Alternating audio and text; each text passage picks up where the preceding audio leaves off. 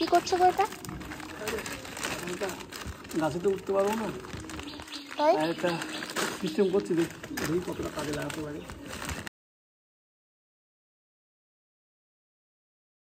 তো কেমন আছো সবাই? নিশ্চয়ই ভালো আছো, আর আমিও অনেক ভালো আছি, আর আমার উনিও অনেক ভালো আছে। এই দেখো উনি এখন কাজ করছে, তো এখন একটু বাজারে যাবে। ভাই বাজারে যাবে তো? হ্যাঁ, দাদা বললাম তাই তাই করে রাখবে। আমি মোটামুটি 12টার মধ্যে আসবো, এসে কাঁঠাল পেয়ে নেবো, নাহলে ও পেকে যাবে, তুমি গাছের মধ্যে ভেঙে চলে যাবে। হ্যাঁ, যেই পরিমাণে বৃষ্টি হচ্ছে, প্রত্যেক দিন কিন্তু বৃষ্টি হচ্ছে, আর কাঁঠালগুলো যদি এখনো এরকমই থাকে তাহলে কাঁঠালগুলো আর খাওয়া যাবে না, এমনিই পড়ে যাবে। আর বৃষ্টির মধ্যে কি করে পারবো? যদিও এখন একটু রোদ উঠেছে, সকালবেলাটা বৃষ্টি হয়েছে খুব, এই এখন বৃষ্টি হচ্ছে আবার এখন রোদ উঠছে, এরকমই হচ্ছে। তো আমার সকালে খাওয়া দাওয়া সব হয়ে গেছে। দেখো এখন বাইরে বেশ ঝলমলে রোদ উঠেছে, করছে রোদ। আর এই ঝলমলে রোদ দেখে ও এখন যাবে বাজারে, একটু বাজারঘাট করার আছে। আর আমি তত সময় একটু কাজবাজগুলো সেরে নেবো। কাজবাজগুলো সারার পরে ওইদিকে আমাদের একটা কাঁঠাল গাছ আছে, সেই কাঁঠাল গাছে দুটো কাঁঠাল হয়েছে, সেই কাঁঠালগুলো পারবো।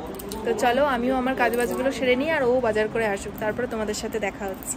তো এই দেখো আমার ঘরের অবস্থা এখন কি, এখানে এক গাদা জামা কাপড়, এখানে জামা কাপড়, এই হচ্ছে খাটের অবস্থা। এই যে গেছে বাজারে, এরম ভাবে খুলে রেখে এরম ভাবে চলে গেছে। এখানে সব জিনিসপত্র অগোছালো। এবার এই সব জিনিসগুলো আমাকে এখন গোছাতে হবে, গুছিয়ে ও আসার মধ্যে সবকিছু রেডি করে নিতে হবে, তারপর আসলে আমরা যাব কাঁঠাল পাড়তে। তো এখন আমাকে এগুলো সব গোছাতে হবে। ঘরের অবস্থা একদম খারাপ। তো বাইরে রোদও উঠেছে ভালো, দেখতে পাচ্ছ বাইরে রোদও উঠেছে ভালো, যার জন্য এইসব জামা কাপড়গুলো সব শুকিয়ে গেছে। এবার আমি এগুলো সব গোছাবো ঘরটাকে। তো চলো পরে দেখা হচ্ছে। তো এই দেখো এখন কাঁঠাল পাড়ার জন্য প্রস্তুতি পর্ব চলছে আর কি। এই দেখো কি করছো গো এটা? গাছে তো উঠতে পারবো না, তাই একটা সিস্টেম করছি, দেখি কতটা কাজে লাগাতে পারি। আমি এরকম আগে কখনো দেখিনি, প্রথম দেখছি। আমি নিজে কখনো করিনি। দড়ি বাজছে, আর এদিকে গাছপালাগুলোর কি অবস্থা গো, এখানে সব তুলে দিও, কি অবস্থা। ওদিকে আমি ফুল তুলতেই যেতে পারি না, ওই দেখো গাছে একটা ফুল হয়েছে। এদিকে অনেক এইসব গাছগুলোর জন্য, যেমন এই গাছটা পুরো বেগুন টেগুন কিচ্ছু হয় না, আর আমার গায়ে শুধু কাটা ফোটা। এই গাছটাকে আগে তুলতে হবে, আমার ভাল লাগে না। ওই গাছটাতে আমার কাটা ফোটে, ওইখানে অনেক উঁচু, এই একটা, আর ওই যে ভিতরে একটা। এটা কি করছো? কাচি বাঁধছো? বাবা কি যে করবা আজকে তুমি, এটাই হচ্ছে কথা। তো এবারও কাঁঠাল পাড়ার জন্য কিন্তু পাঁচিলে উঠে পড়েছে, আর দড়িটাকে ঠিকঠাক করে বেঁধে নিচ্ছে। এই পদ্ধতিটা ও কোথা থেকে শিখলো কে জানে, আমি তো বুঝতেই পারছি না। আমি আগে এরম দেখিনি যে এরম করে কেউ কাঁঠাল পাড়ে, কিন্তু বুদ্ধিটা কিন্তু সত্যি খুব ভালো। এরম করে কাঁঠাল পাড়ায় মানে কষ্টটাও কম হয়েছে, আর কাঁঠালটা নষ্টও হওয়ার কোনো ভয় ছিল না, আর নষ্ট হয়ও নি। আর আমি একটু টেনশনে ছিলাম যে দড়িটা ছাড়ার পর বা যখন কাঁঠালটা ওখান থেকে আগা দিয়ে কাটবে তখন কি হবে, যদি ঝম করে পড়ে। তো সেরম কিছুই হয়নি। আস্তে আস্তে আমাকে বললো দড়িটা আলগা করো, ছাড়ো, দেখবে আস্তে আস্তে নেমে আসবে। তো সেটাই কিন্তু হলো। আর আমার নামাতেও বেশ ভালো লাগছিল, কিন্তু ঝট করে ছাড়তে আমার খুব ভয় লাগছিল যদি ঝম করে পড়ে যায়। কিন্তু সেরকম কিচ্ছু হয়নি, কাঁঠালটা খুব ভালোভাবে আমরা পাততে পেরেছি, পুরো ক্রেডিটটাই কিন্তু আমার বরের।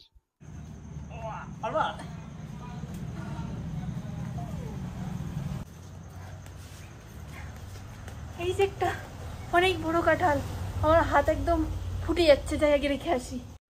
এবার 2 নম্বর কাঁঠালটা পাড়া হবে, আর এটা কিন্তু মা পারছে, কিন্তু পারবো কিন্তু আমিই বলেছিলাম। আমি কাঁঠালটা পাড়ার জন্য প্রথমে এগিয়ে গেছিলাম, কিন্তু আমি পারিনি, তাই মাই শেষ রক্ষাটা করলো। পড়লো, তো কাঁঠালটা কিন্তু মাটিতে পড়ে গেছিল। বস্তাটা ধরার কারণে কিন্তু কাঁঠালটা একদম ফেটে যায়নি, একদম ঠিকঠাকই আছে। কষ্ট পড়ছে দেখো, কষ্টটা যেন গায়ে ঠায় না পড়ে, এই যে কষ্ট পড়ছে। চলো সেই কাঁঠাল, এটা সলিড, এটাও সলিড ওটাও সলিড।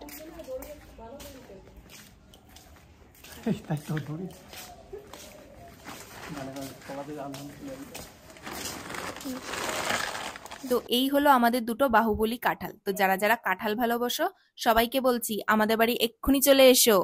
তো যাই হোক বন্ধুরা, কাঁঠাল পেয়ে এই স্নান টান সেরে আসলাম, মানে যে খুব কষ্ট হয়েছে। আর এই জায়গাটা কাঁঠালে এই করতে গিয়ে লেগে গেছে, ছুলের মতো গেছে সাতটার এই জায়গাটা।